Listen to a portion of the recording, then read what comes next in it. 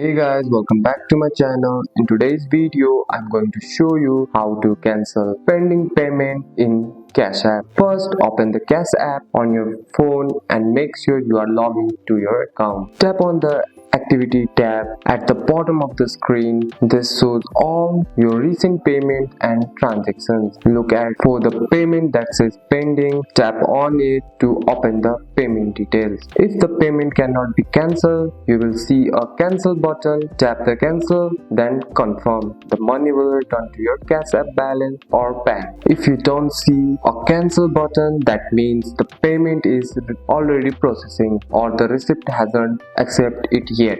In many cases, the payment will automatically cancel if it says pending too long. Once a payment is completed, it cannot be cancelled. You will need to ask the receipt to send the money back, and that's it. That's how you cancel a payment or a pending payment on Cash App. That's all for today's video, guys. If you found this video helpful, drop a like and subscribe for more videos. Thanks for watching. See you in the next one.